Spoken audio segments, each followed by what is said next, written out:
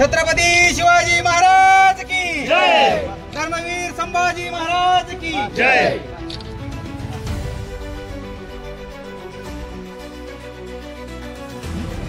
केज या ठिकाणी पोलीस स्टेशनच्या समोर आम्ही सर्व समाज बांधव इथे जमलेले आहोत।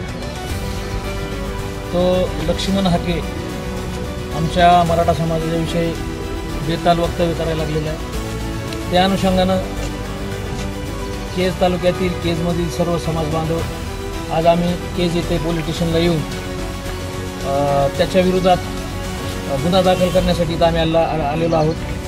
तरी इथले जे PI आहेत त्यांनी आम्हाला शब्द दिला आहे की बाबा तुम्ही आम्हाला जे निवेदन दिलं आहे, तुम्ही ज्या अनुषंगानं आमच्याकडे आलेलं आहे त्या अनुषंगानं आम्ही त्याच्यावर गुन्हा दाखल करू।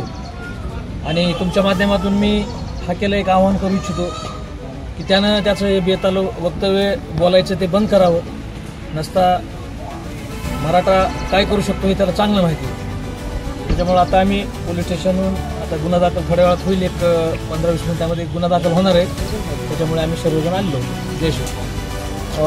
खरं तर सगळा बहुजन समाज हा एकोप्यानं आणि शांततेत नांदावा ही सर्वांची आपली इच्छा आहे। मात्र लक्ष्मण हाके यांनी जे मध्यंतरी मराठा समाज किंवा बाकी काही त्याच्या संदर्भातले लग्न असेल किंवा मुली द्या वगैरे अशी वक्तव्य करणं खरं तर अशा व्यक्तीला शोभत नाही आहे। कारण का की हा समाज गुण्यागोविंदानं सगळा राहत असताना अशा प्रकारची जी अस्मितेला एकमेकाच्या धक्का लागेल अशी वक्तव्य करणं योग्य नाही। कारण आपल्या सगळ्याला माहिती की जात कुणीच अद्याप सोडली नाही, हे सत्य आपण सगळं मान्य करूया।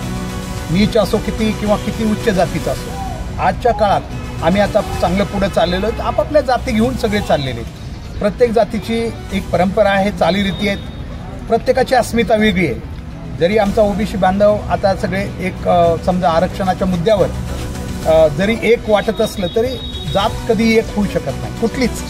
त्यामुळे त्यांना असं फोर्स करणं की तुम्ही आमच्या मुली घ्या, तुम्ही आमच्या, आता त्यांना काही प्रश्न केला आहे काही समाज बांधवांनी, समजा OBC बांधव हे आमचे केवळ हिंदू धर्मात नाही आहेत, आमच्या मुस्लिम धर्मात बी आहेत। मग आपण ते करू शकता का? तर होणार नाही, तुम्ही नाही म्हणणार त्याला। त्यामुळं आमचं म्हणणं आहे की अशी वक्तव्य करू नयेत। आणि ठीक आहे, बोलण्याचा अधिकार प्रत्येकाला आहे लोकशाहीमध्ये, पण याचा अर्थ असा नाही की एकमेकाची मनं दुखवणारी किंवा भावना दुखवणारी वक्तव्य केल्यानंतर समाज ॲक्शन रिॲक्शन सगळ्याच समाजाकडून, तो छोटा असो किंवा मोठा समाज असो, हे होणार आहे। त्यामुळं आमची या ठिकाणी आज सगळेच सहकारी आलेले होते। तर यापुढं प्रशासनानं लक्ष्मण हाके यांना सांगून किंवा यापुढं अशी वक्तव्य करू नयेत अशी तंबी द्यावी। आणि जर समजा तरी झालं तर मग कदाचित समाजाच्या भावना दुखावू शकतात आणि त्याच्यातून एक सामाजिक उद्रेक बी होऊ शकतो, याची आम्ही सगळ्यांनी खरं तर दखल घेणं गरजेचं। जय शिवराय। आज केज तालुक्यातील मराठा बांधव लक्ष्मण हाकेनं केलेल्या बेताल वक्तव्याच्या संदर्भामध्ये पोलीस स्टेशन इथे निवेदन देऊन त्याच्यावरती गुन्हा नोंद व्हावा यासाठी आम्ही सर्वजण एकत्रित आलेलो आहोत।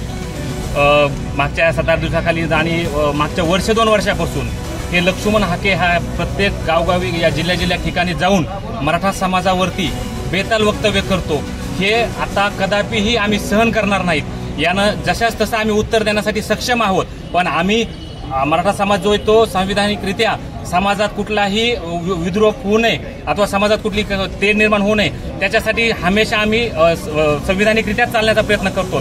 पण येणाऱ्या काळामध्ये हा जर असा बेताल वक्तव्य करत राहिला आणि समाजामध्ये जर तेढ निर्माण करत राहिला तर त्याला त्याच भाषेमध्ये उत्तर देण्यासाठी मराठा समाज हा सक्षम आहे। त्यांना हे समजून घ्यावं आणि इथून पुढे कसल्याही प्रकारे चुकीच्या बाबतीमध्ये आमच्या समाजाविषयी, आमच्या आया बहिणीविषयी जर चुकीचा शब्द जर काढला तर त्याला आम्ही गावोगावी जिथं दिसल तिथं आम्ही त्याच भाषेत उत्तर देण्यासाठी आम्ही सक्षम आहोत। एवढं त्यांना समजून घ्यावं आणि लक्ष्मण हाकेनं आता इथून पुढे बेताल वक्तव्य टाळावेत। आणि आज ह्या पोलीस स्टेशनमध्ये आम्ही आलो, पोलीस निरीक्षक साहेबांना आम्ही निवेदन दिलेलं आहे।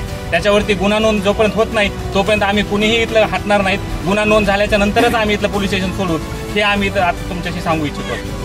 लक्ष्मण हाकेंनी जी अराजकता माजवण्याचं काम चालू केलेलं आहे ती त्वरित थांबवावी।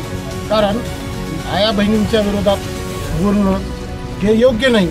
कारण मराठा समाज हा कुठल्याही आया बहिणीच्या विरोधात बोलत नाही। आज एवढे मोर्चे निघाले तरी पण आम्ही आया बहिणीच्या कधी विरोधात बोलत, कारण जातीमध्ये जो तेढ निर्माण करायचं काम चालू केलं आहे हे जर नाही थांबलं तर मराठा समाजाचा उद्रेक होईल नाही, सगळे समाजाचा।